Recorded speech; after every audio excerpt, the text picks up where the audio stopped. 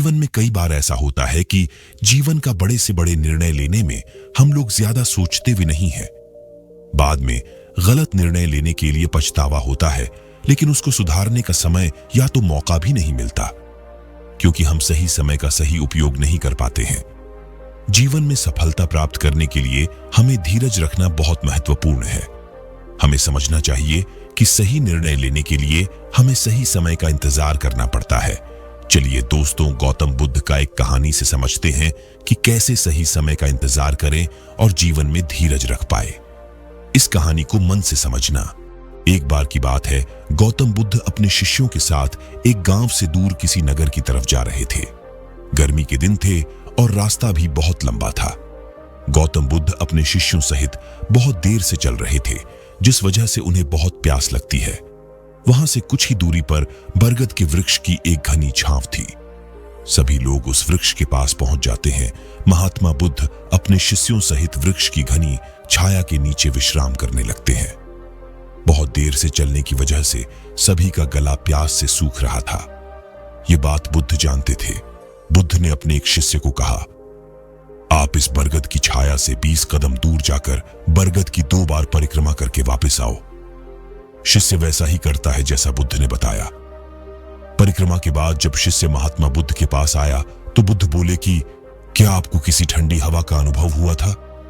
शिष्य बोला, हाँ महात्मा बुद्ध, उस उत्तर दिशा की तरफ से मुझे कुछ ठंडी हवा की अनुभव हुआ था। शिष्य की यह बात सुन महात्मा बुद्ध शिष्य से तुरंत बोले कि उसी दिशा में चले जाओ, जरूर वहां से कुछ ही दूर पर एक तालाब अवश्य मिलेगा। उस तालाब से सबके लिए पानी ले आओ। शिष्य उसी दिशा में जब कुछ दूर जाता है तो वहां सच में एक तालाब होता है। तालाब देख शिष्य बहुत प्रसन्न होता है और तालाब के निकट जाकर जैसे ही तालाब से पानी भरने वाला होता है, तभी शिष्य की नजर वहां दूर तालाब में कपड़े धो रही कुछ स्त्रियों पर जाती है। यह देख शिष्य मन में सोचते हैं कि यह पानी तो गंदा हो गया है। लेकिन जब शिष्य ध्यान से तालाब के पानी को देखते हैं कि अभी भी तालाब का कुछ पानी साफ है, इतने में 2 बैलगाड़ी जोर से तालाब के किनारे से होती हुई निकल जाती है। बैलगाड़ी के पहिए तालाब की मिट्टी के ऊपर इतनी जोर से निकलते हैं कि तालाब के नीचे बैठी बहुत सारी मिट्टी तालाब के ऊपर आ जाती है, जिस वजह से तालाब का बचा हुआ पानी भी गंदा हो जाता है। ये देख शिष्य बिना पानी लिए क्रोध में महात्मा बुद्ध के पास वापस चला जाता है। शिष्य बड़े ही निराशा भाव से महात्मा बुद्ध को सब बात बताता है।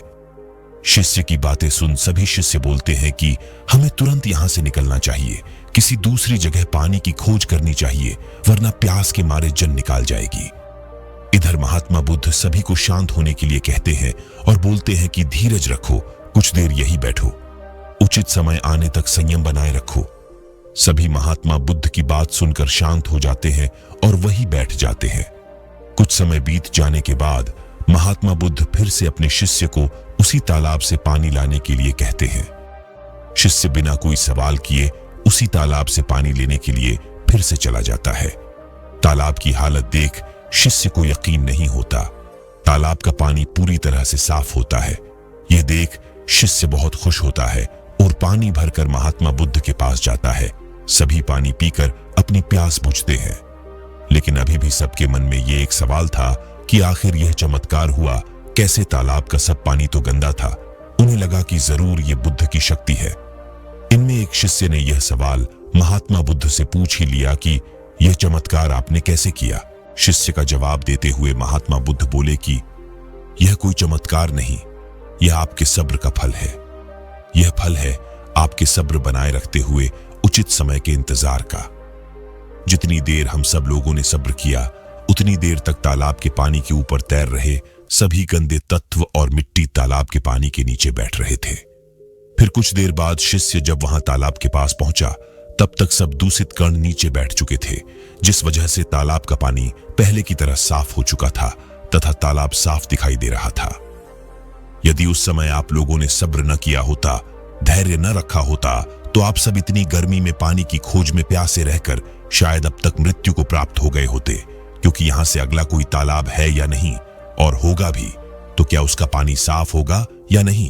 इन सब कारणों से आप कभी प्यास न बुझा पाते और प्यास से मर जाते।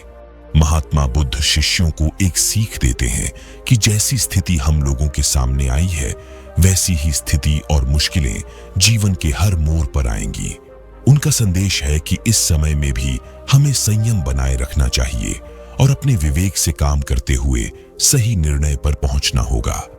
हर मुश्किल समय में सब्र रखते हुए हमें शांति में ही फैसला लेना चाहिए, जिससे कि हमारे और दूसरों के लिए यह फैसला अच्छा हो। ऐसी स्थितियों में लोग अक्सर गुस्से में आकर अपना सब्र खो देते हैं और जल्दबाजी में गलत निर्णय लेते हैं, जिसका बुरा परिणाम भविष्य में उन्हें देखने को मिलता है, जिसमें खुद का नुकसान अधिक होता है।